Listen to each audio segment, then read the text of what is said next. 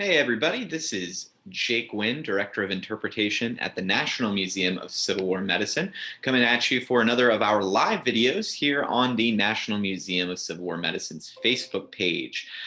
We are very excited to be continuing on with our live programming in 2021. Last week we had a number of live videos hosted by my colleague John Lustria. And this week we have a series of live programs that we are going to be hosting as well here on Facebook, as well as over on our YouTube channel a little bit later this week. Today, we're going to be talking about the Civil War career of Surgeon John Brinton, who played a crucial role in the formation of the Army Medical Museum, which is now today the National Museum of Health and Medicine.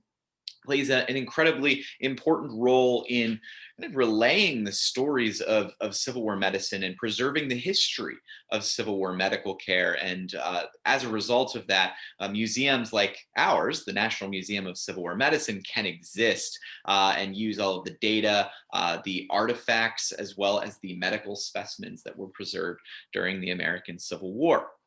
So we'll be talking a little bit about him today. I have a brief PowerPoint presentation to go through a bit of Brinton's career during the Civil War and why he's so important.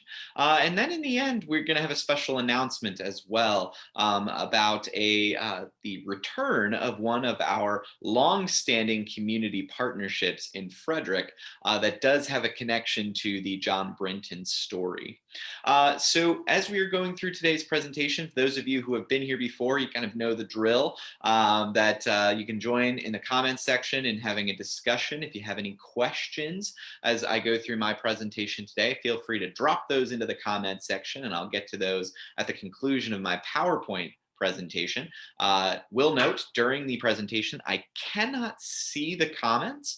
So if you're wondering why and you're getting really mad why I'm not answering your awesome question, it's because I can't see it while the PowerPoint is up. So just a little bit of patience. We'll get to the question at the end of the presentation today.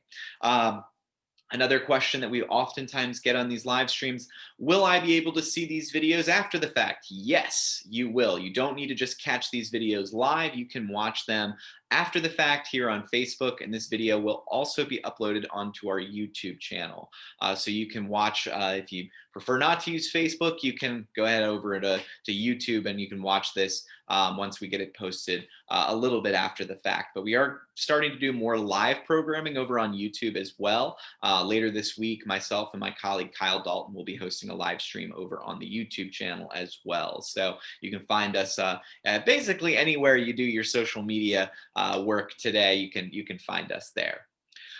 If you do enjoy these programs, so a couple of ways you can help us.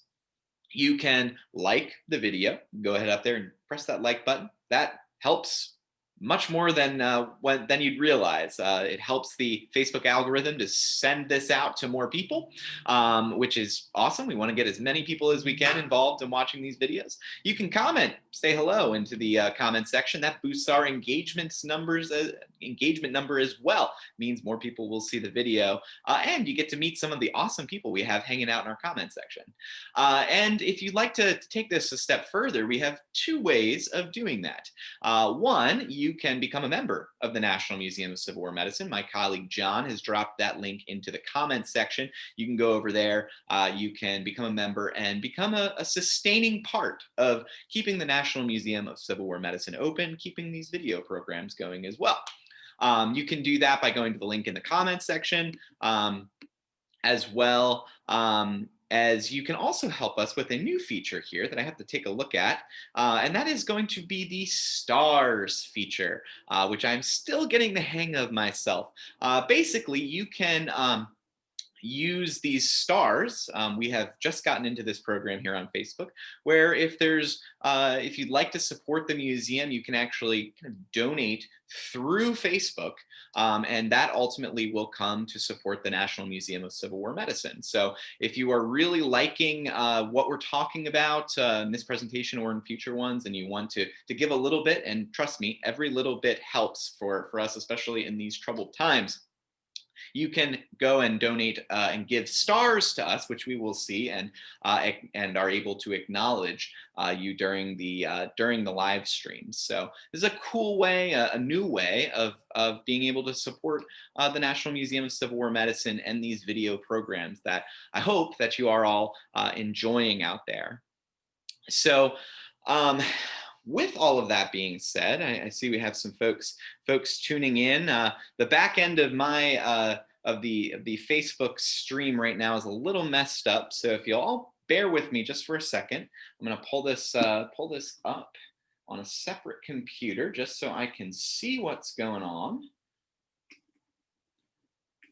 Thank you all so much for your patience. And how's everybody doing out there today? I know it's a Monday. It's kind of a bit of a gloomy one, a cloudy one here in Washington and chilly. I hope you're all doing well out there wherever you are watching our video today.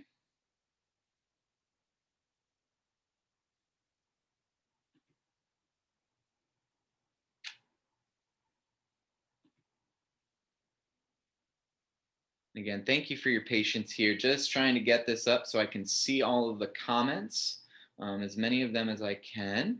Oh, there we go. Awesome.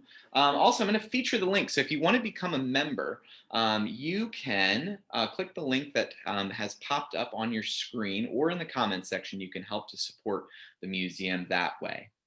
All right, so let's dive into our program today. And we are going to talk about John Brinton and his remarkable work during the Civil War. He has become one of my favorite medical personnel during the conflict to talk about, mostly because he is a fascinating character who also wrote a great memoir of his time during the Civil War, especially with the Army Medical Museum. So I'm going to pull up my presentation here. All right. And again, thank you all so much for your patience. I know there's been a little bit of a shaky start to this one just because of Facebook being a little wonky today. And let's hit present. All right. So this is the gentleman we're going to be talking about today, Surgeon John Brinton, a noted member of the famed medical community in Philadelphia, Pennsylvania.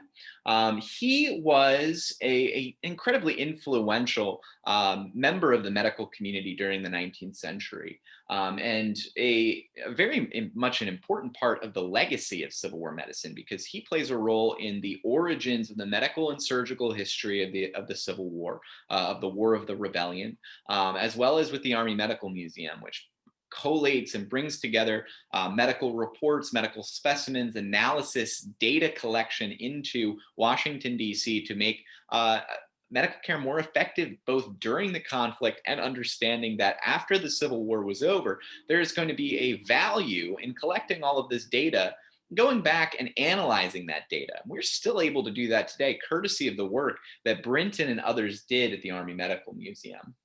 So Brinton was born in 1832, Philadelphia native. For those of you who may be very up on your Civil War knowledge, and you know that one of the major commanders in the Union Army during the Civil War is George Brinton McClellan. These two men are in fact related, other than just sharing a name. They are cousins.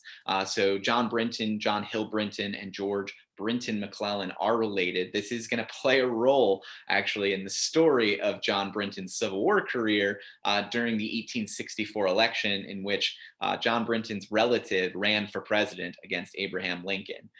That is going to come back to bite Surgeon John Brinton ultimately in the end.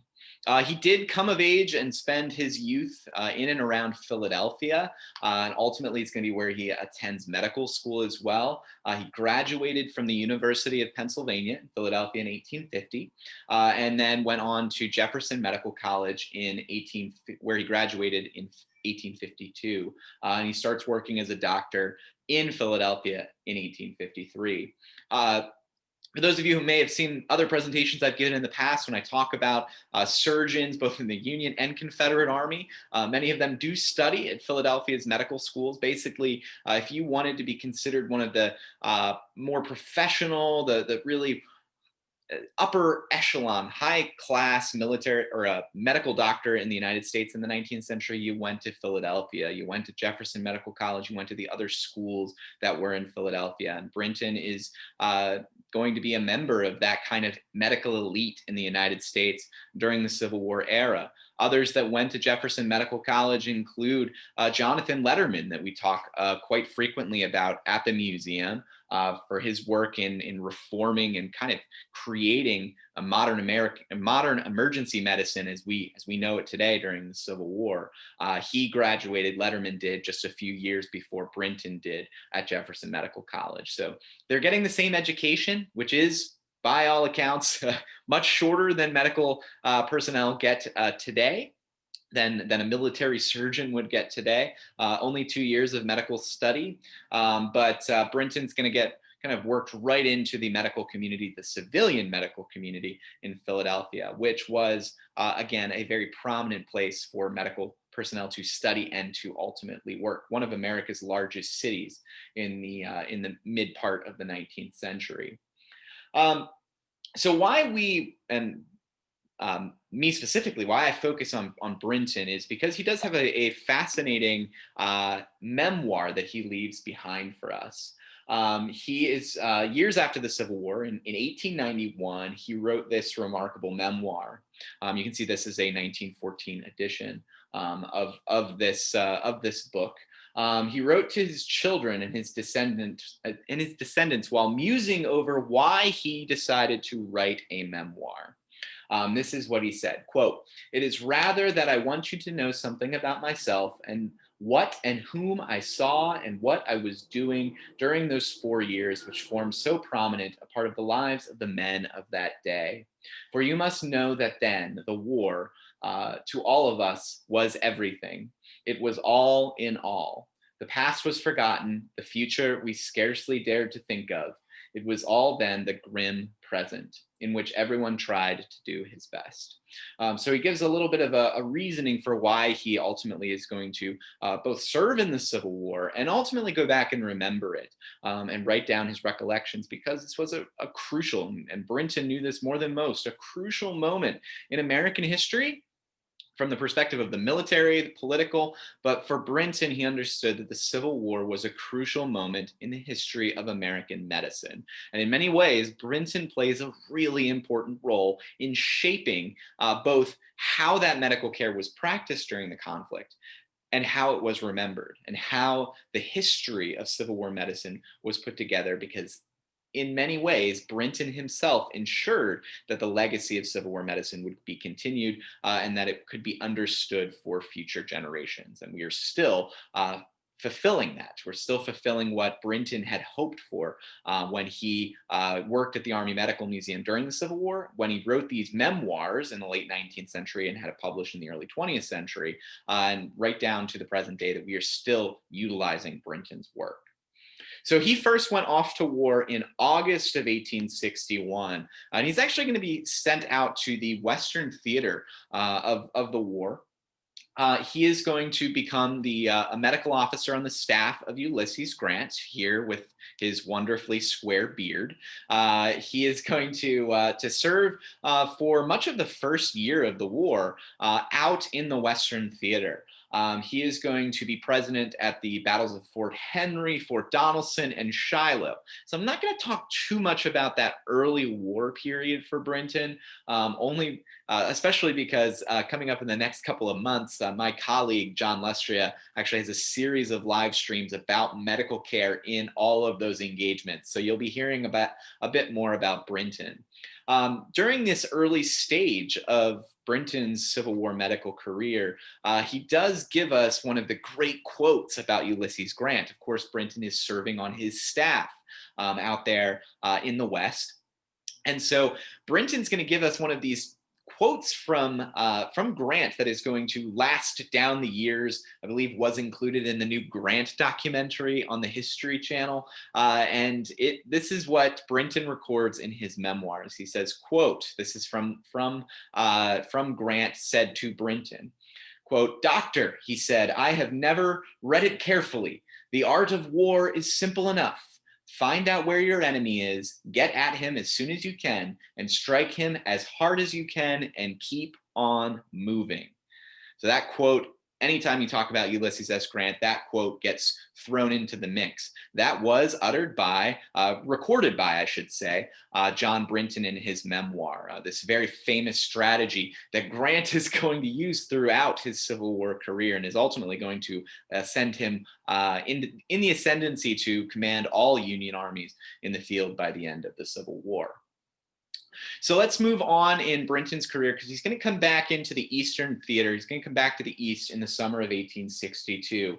We need to talk a little bit about the gentleman on the right here, because he's going to play a crucial role in this next step in Brinton's career. This is Surgeon General William Hammond.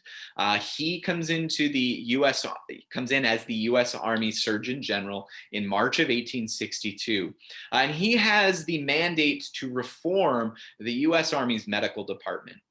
He's going to do this in a number of ways. He's going to try to professionalize it. He's going to try to undo the pretty disastrous series of mistakes that are made in the first year of the war, when the medical department especially is utterly unprepared for the scale and scope and carnage of this conflict. So Hammond is kind of plucked and ends up being promoted over several more senior medical officers within the U.S. Army. But he comes in with the zeal of a reformer, and he's going to surround himself with many young, up and coming, promising young medical personnel, including Jonathan Letterman, someone that he joined up with in the U.S. Army in 1849 as assistant surgeons. But it's not just going to be regular Army physicians and surgeons who are going to be plucked and put into important spots by Hammond. It's also going to be some of those from that medical elite in Philadelphia, including John Brinton, who's going to be brought in the summer of 1862 to become a integral part of a new experiment that's kind of being put together by William Hammond. And that is the establishment of the Army Medical Museum in Washington, D.C. And this institution was created in a way to preserve the legacy of the medical care that was being administered during the Civil War, but more importantly is about the collection of data, the collection of all of this evidence that is coming in from in reports and specimens from all over the theaters of war, and to bring them into a centralized location. And this comes from an understanding, and there's a fantastic book about this, kind of the rise of medical science within the U.S. Army specifically, written by one of our board members, Shauna Devine, Dr. Shauna Devine. It was written about the rise of medical science, and the Army Medical Museum plays a crucial role in this by collecting evidence and trying to understand through that evidence what's actually happening out there in the field, when it comes to what causes disease outbreaks. How can we better care for soldiers' wounds? Are we doing enough amputations or too many of them? These sorts of questions are going to be able to be answered by data, by understanding data, by looking at this evidence that is being collected at the Army Medical Museum. Decisions are going to be able to be made at the front lines to better save people's lives, to improve medical care, to improve response times, to improve patient outcomes. This is William Hammond. This is one of his big projects, and John Brinton's going to be placed at the center of it. He's going to be brought in as the first curator of the Army Medical Museum. He describes his role as thus, quote, "To collect and arrange in the medical museum, the Military Medical Museum, all specimens of morbid anatomy which may have accumulated during the commencement of the rebellion in the various United States hospitals, or which may have been retained by any of the medical officers of the Army." So this is what Brinton's brought in to do, is to help make this project come to life, and ultimately to help to organize it, to bring it together and make it worthwhile as a serious investment from the United States government to improve the medical care in the U.S. Army, but understanding that this is going to have practical benefits well beyond just the years of the war, that this is going to provide a collection and data sets that are going to be able to be researched for years, decades. As it turns out, more than a century and a half later, we're still able to use these specimens and this evidence that they collected to be able to understand what happened during the Civil War years and also the evolution of medical science in the United States of America. So this is really, really crucial stuff that is going on here. And Brinton is going to be involved in all of it. So this is how Brinton describes his work, and this is the first building of the first Army Medical Museum in downtown Washington, very close to the White House, is where they're going to be working. This is what Brenton says of going in and starting this operation up. This is what he says, quote, "I was now officially stationed in the Surgeon General's office and had a nice little office to myself with bookshelves and pigeonholes and unlimited official stationery and the services of an orderly. I soon began to grow into official importance, imaginary, of course, and to assume all the manners and pompous behavior, which was considered the proper thing in a well-fed, well-paid bureau officer." This is going to be something that you can definitely pick up on in Brinton's memoirs and does get remarked upon by those who did interact with him.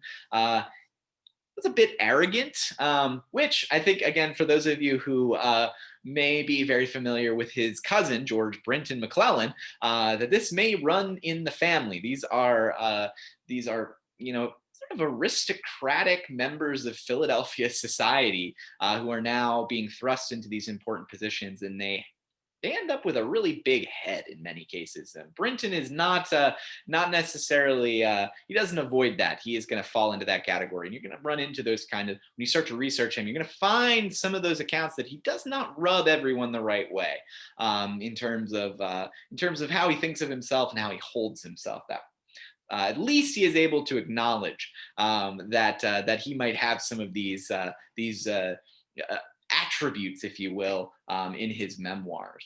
So what was the work that was going on at the Army Medical Museum in 1862 and 1863?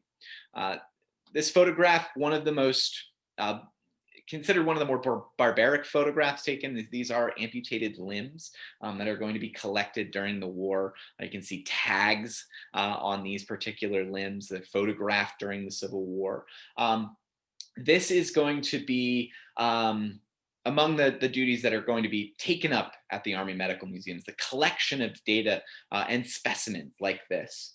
And I like to think of just to go back a step and go and kind of point out this office here, I like to think of the team that gets assembled by Brinton at the Army Medical Museum as almost being the perfect subject for a movie.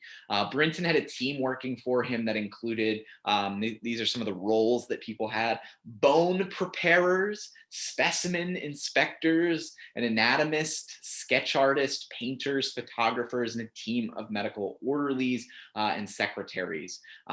They seem quite an interesting bunch. That worked in this office, and later an assistant curator is going to be added to this team as well.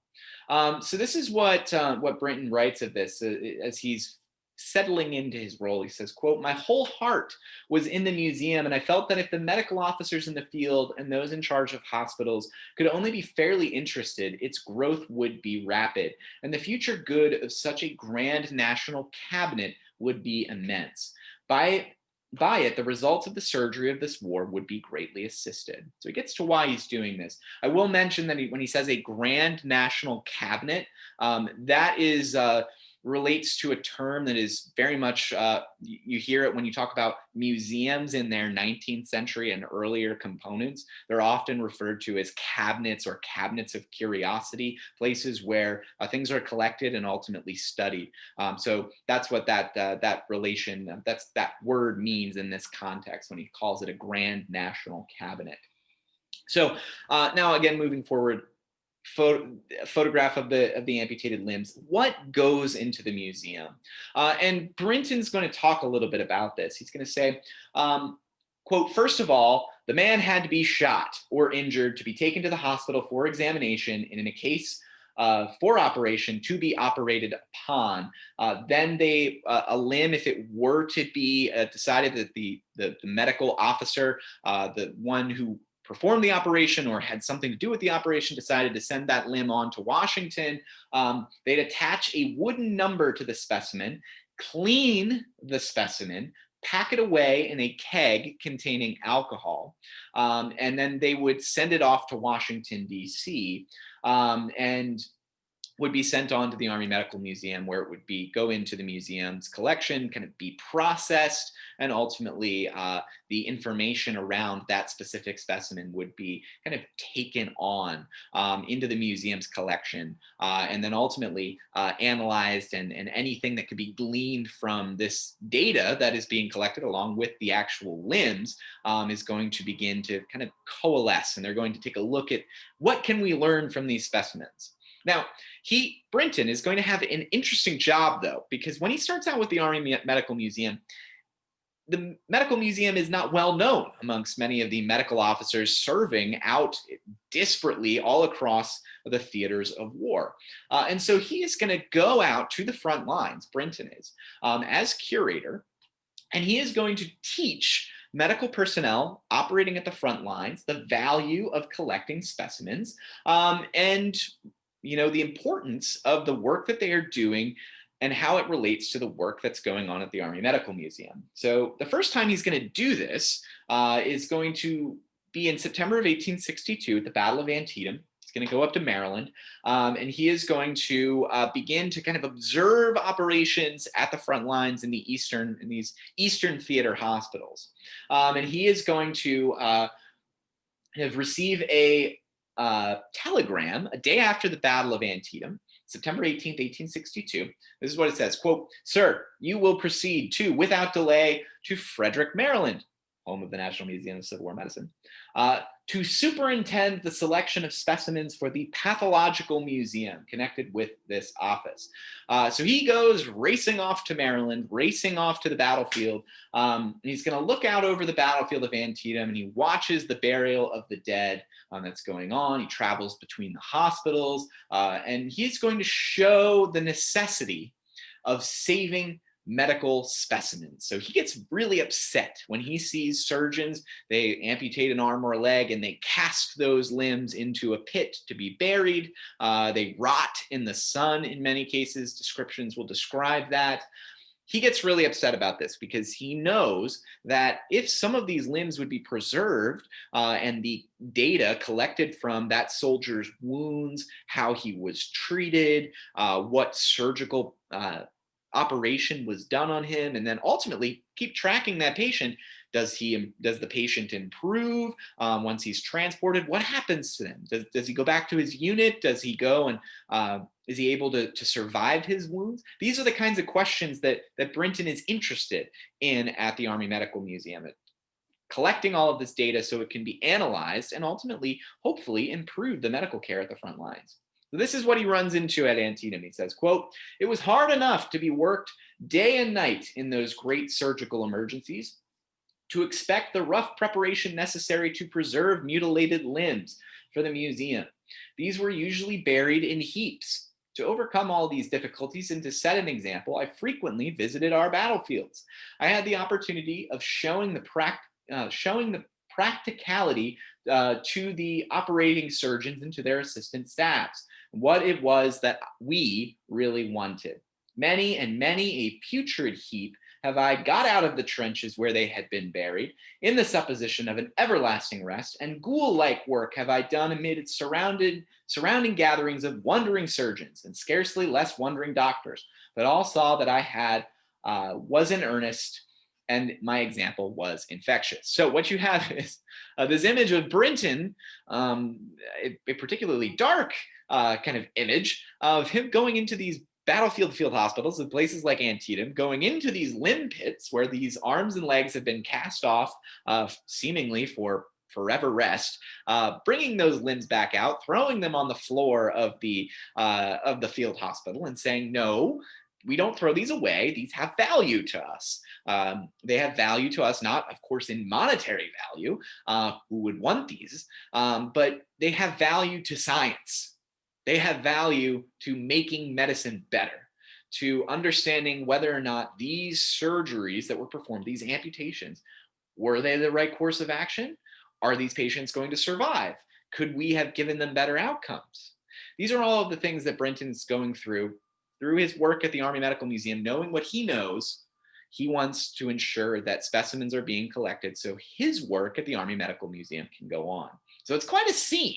Again, in thinking of this as like a TV show or a movie, you see Brenton doing this. This is a pretty dramatic, horrible scene, yet he's trying to prove a point. And through doing that, kind of makes his point pretty clear as to what exactly he's wanting and its value. So Brenton goes like this from battlefield to battlefield. Spreading, as I say, the gospel of collecting specimens. And he's oftentimes there with others on his team, including an assistant surgeon. He's going to go with him in December of 1862 to the Battle of Fredericksburg in Northern Virginia. He's going to be there with an assistant curator. They're collecting specimens in the hospitals at Fredericksburg after the disastrous attack on Marie's Heights in the hospitals in the city of Fredericksburg itself. And the Union Army, on the night of December 14th into December 15th, is going to evacuate and retreat back across the river. And Brinton is going to be over there with the hospitals and has to evacuate himself along with his assistant curator and all of the limbs that they had collected as specimens. And so he and his assistant are trying to join this Union Army retreat across the Rappahannock River. They had to cross pretty hastily, and they're carrying a wagon full of amputated arms and legs.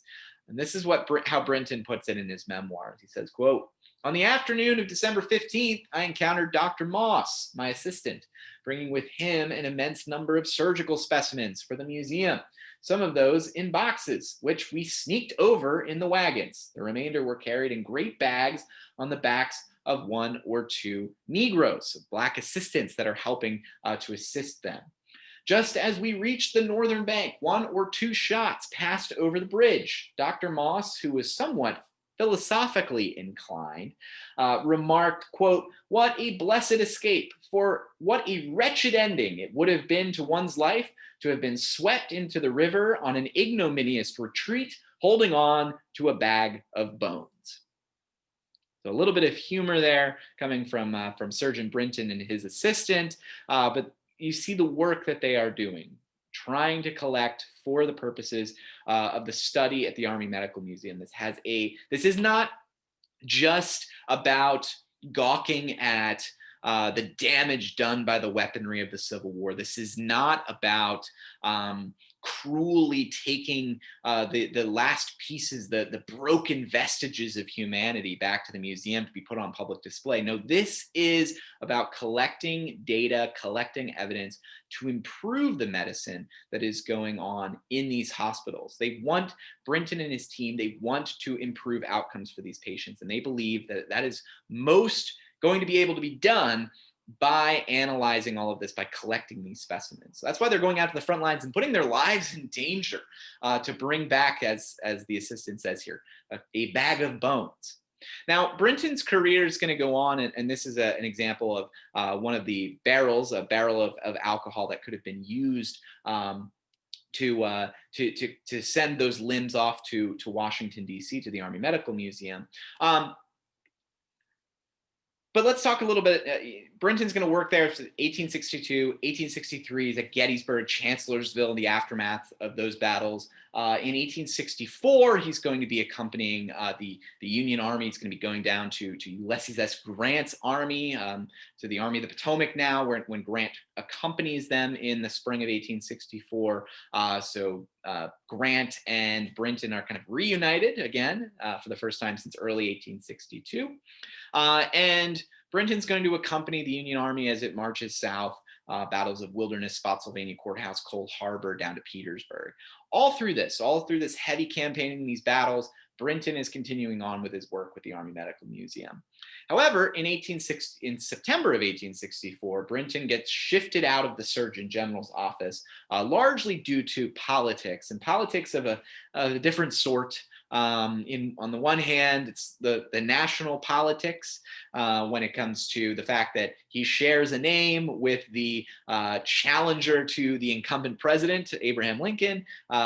George Brinton McClellan is running for president, and so that's going to hurt him. In fact, one doctor, one surgeon that he works with, when Brinton kind of asks about why he's being forced out and sent out ultimately to Tennessee, he asks about, why am I being exiled, essentially? And he gets the response, quote, "Doctor, what is General McClellan's middle name? George Brinton McClellan. That's all I can say." So that's what Brinton puts it on. It's not just that. By this time in 1864, there's kind of been a changing of the guard within the Surgeon General's office. The former Surgeon General, William Hammond, who had hired Brinton to come in as the Army curator, Army Medical Museum curator, had been fired, had been sacked. Court-martial proceedings had gotten particularly ugly, feuding going on between Hammond and the Secretary of War, really ugly. And that is ultimately going to drag down some of the medical officers who were kind of in Hammond's orbit. Letterman is one of those who leaves as a result of this kind of political battling going on within the Surgeon General's office. So Brinton gets involved in all of this and ends up being pushed out and exiled out to the West.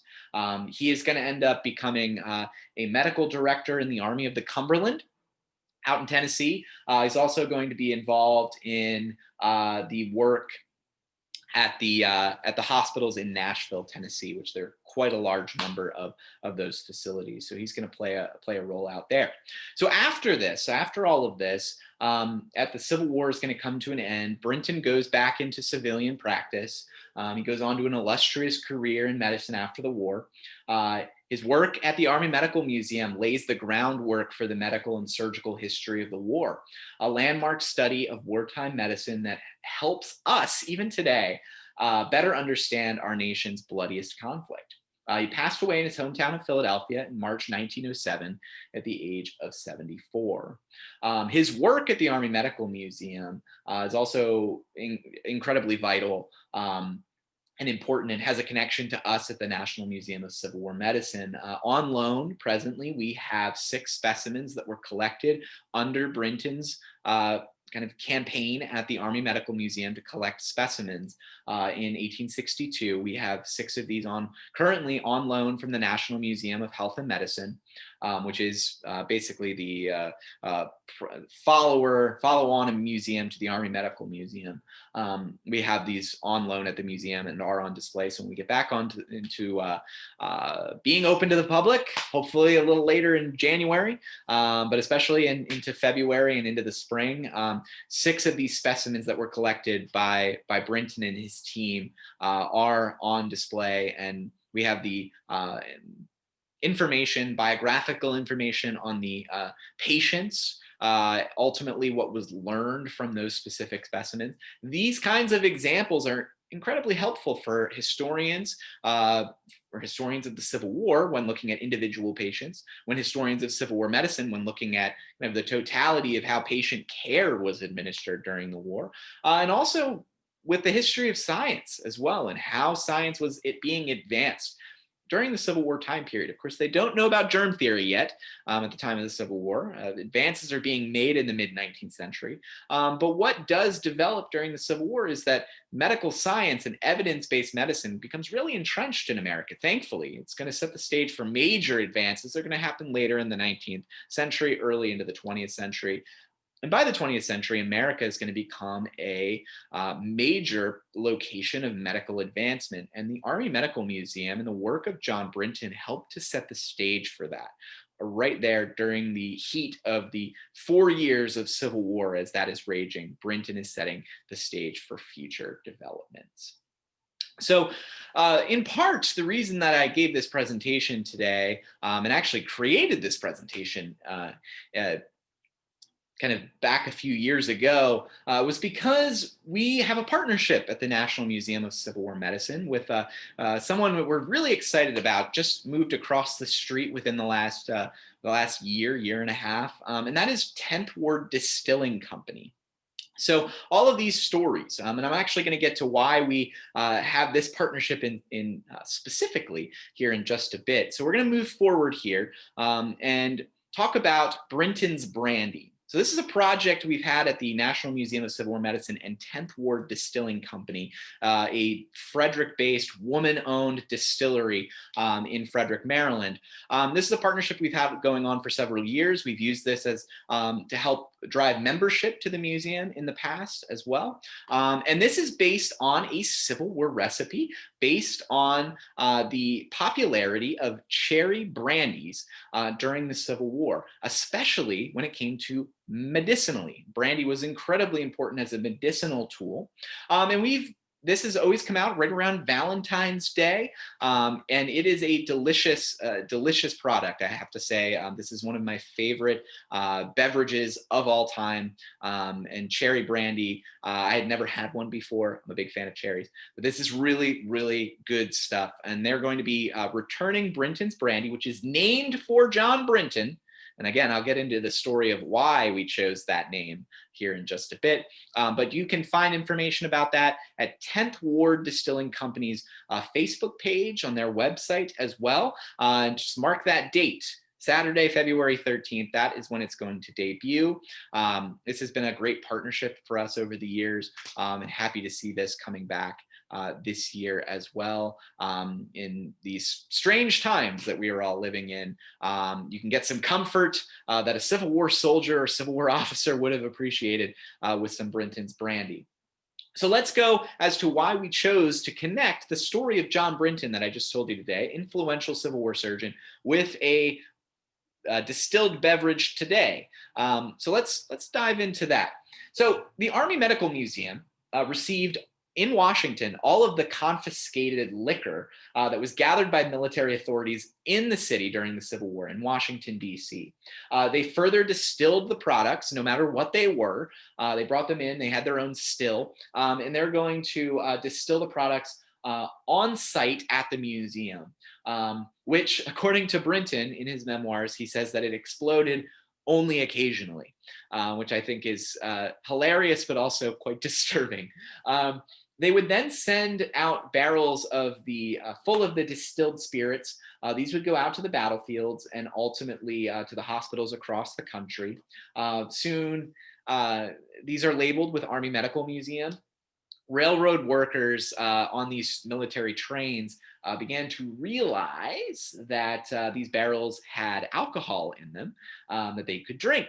And so those barrels would end up empty, arriving at the hospitals. And Terry Raymer at the museum, the director of research at the National Museum of Civil War Medicine, has told me that it's not just the barrels that were going out to the front lines, out to the hospitals. It was also the barrels coming back full of preserved amputated limbs and pieces of human bodies that were being preserved in this alcohol, that they were siphoning off that alcohol as well from those barrels, which I find highly disturbing.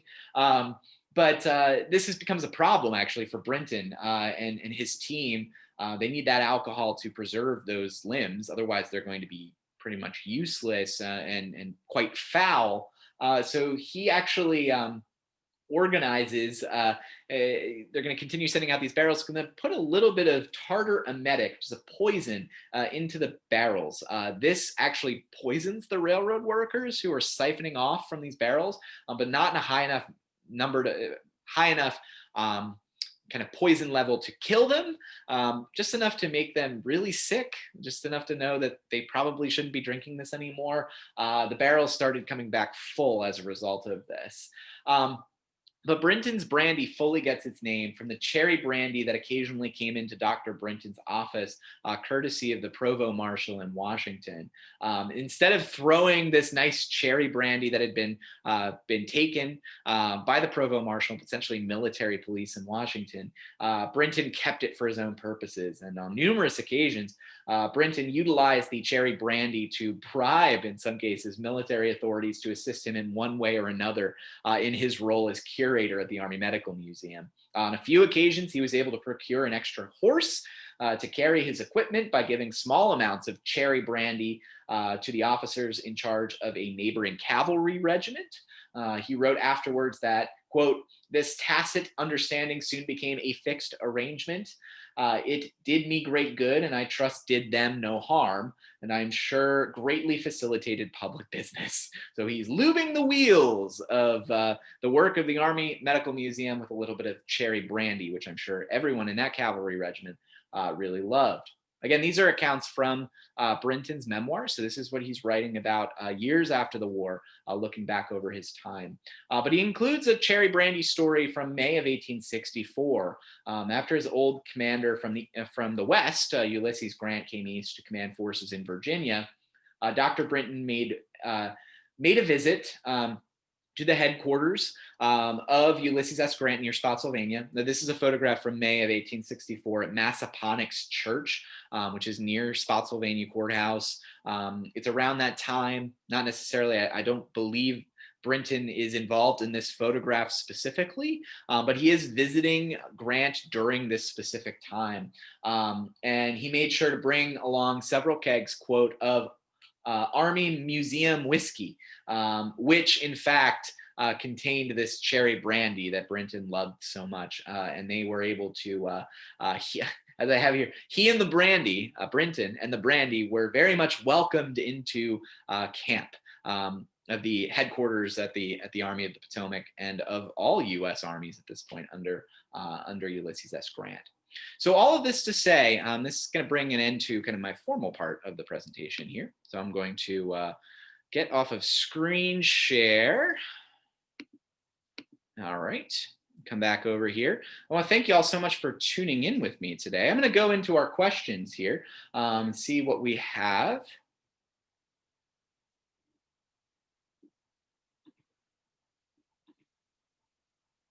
All right. Scroll on down here. All right. Well, I am here in Washington, D.C., so I do see Barbara's comments here. Just say that I was not anywhere near the Capitol on last Wednesday, but here in the city, it was a pretty dramatic event. I know I've written about it in my own journal that I have been keeping since all of this pandemic and everything's been going on. It's been an interesting time to be living and working as a museum professional here in DC. I see Carolyn Ivanoff is here in the comments. Hi, Carolyn, if you're still watching, thanks for tuning in with us today. Loves the paintings of him. Yes, the painting of him is brilliant. Thomas Eaker painting of Brinton is brilliant, and a big fan of that one. I'm glad to include it here. And continue on down through the comments. If you do have any additional comments or questions as I am going through our little Q&A here at the end, please feel free to continue adding those on. We'll scroll down through here. If you did enjoy the video, I just throw this in here. Click that like button, click the share button, continuing on commenting here.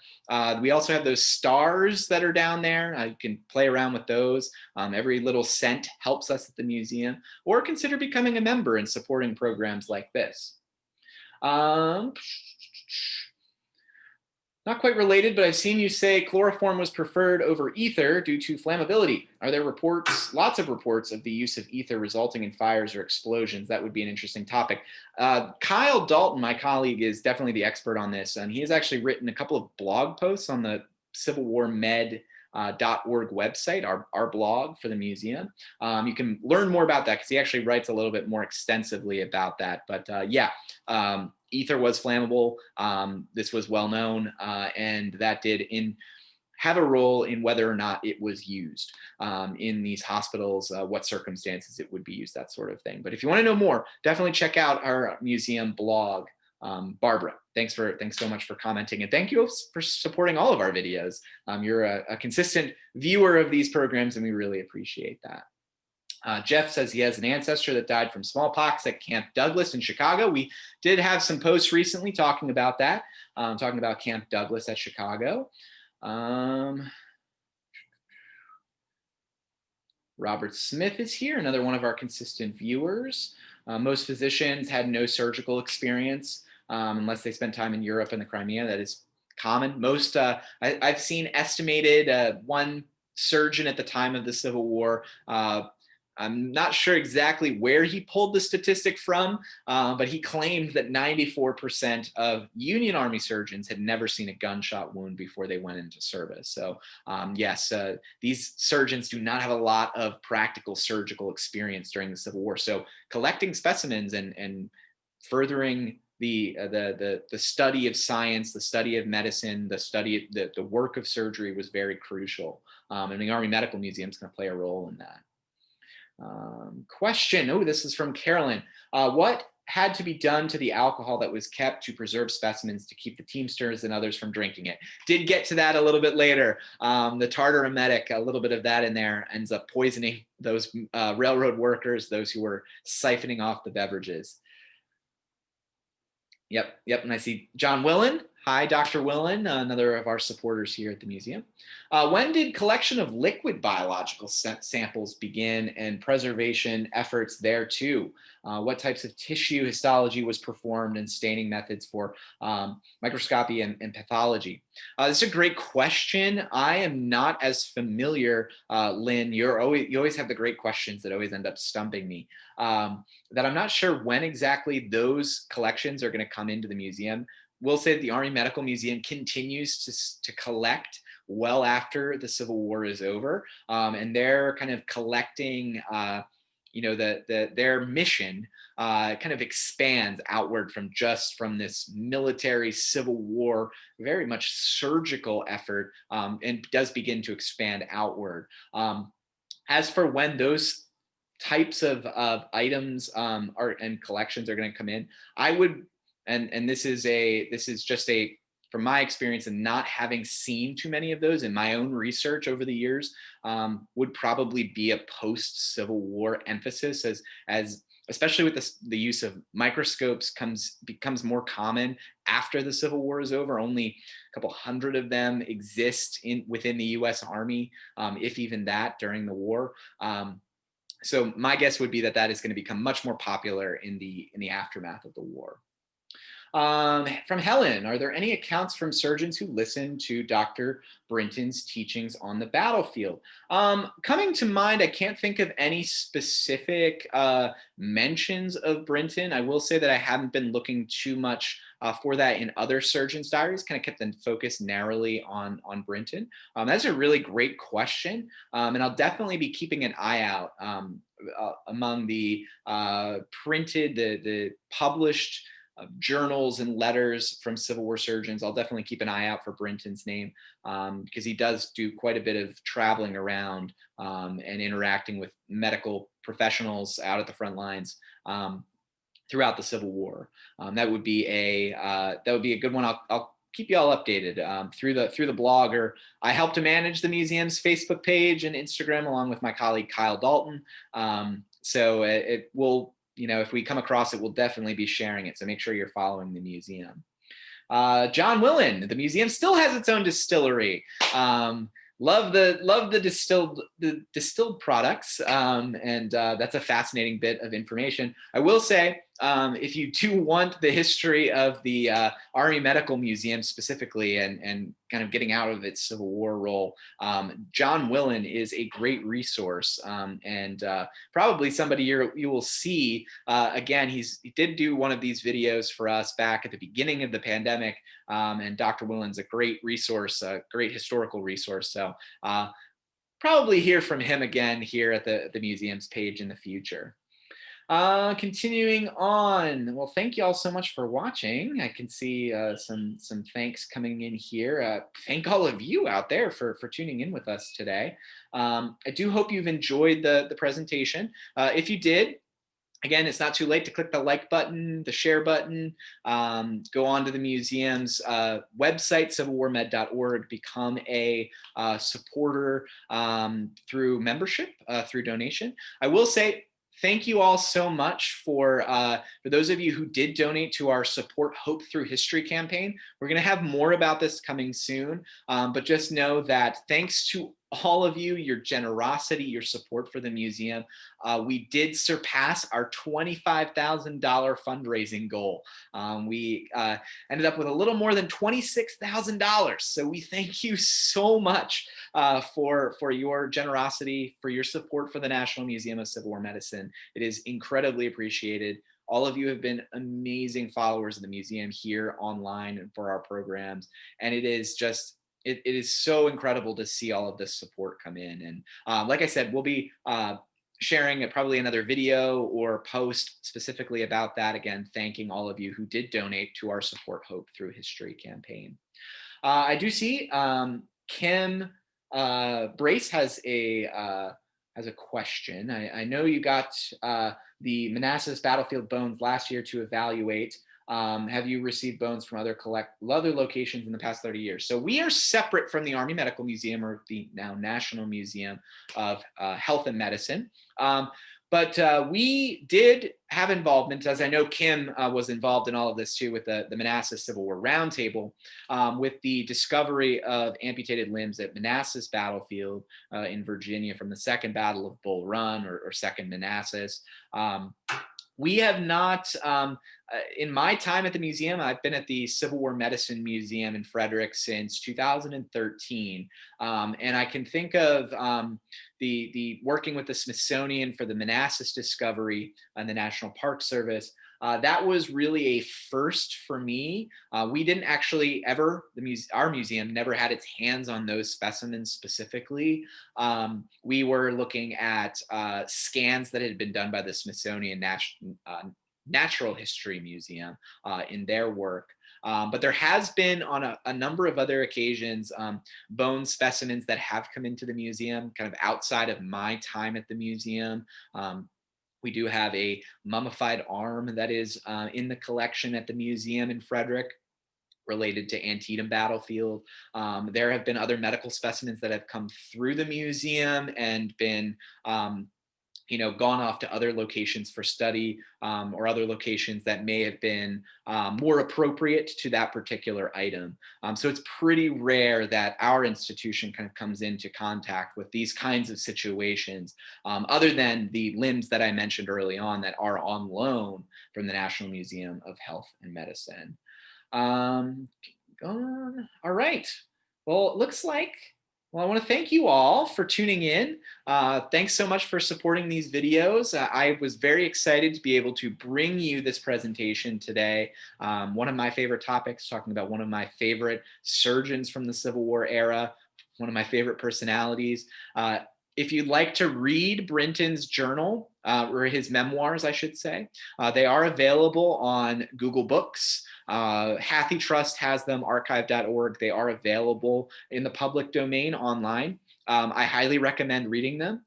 We also, if you don't want to read the full memoir, which does clock in at several hundred pages, I have a short blog post at civilwarmed.org/blog that talks about Brenton and his work. And it's kind of a brief summary of what we talked about today with some more images. Hope you all have enjoyed the video today. We will see you later this week on the museum's YouTube channel. That is youtube.com/NMCWM. You can find us over there. Go subscribe. And myself and Kyle Dalton will be discussing medical care in the aftermath, during and in the aftermath of the fight for Fort Fisher in North Carolina in January of 1865. We're really looking forward to that video, and we hope to see you all over on the YouTube channel on Thursday. Hope you guys have a great day. Thanks so much for supporting the museum.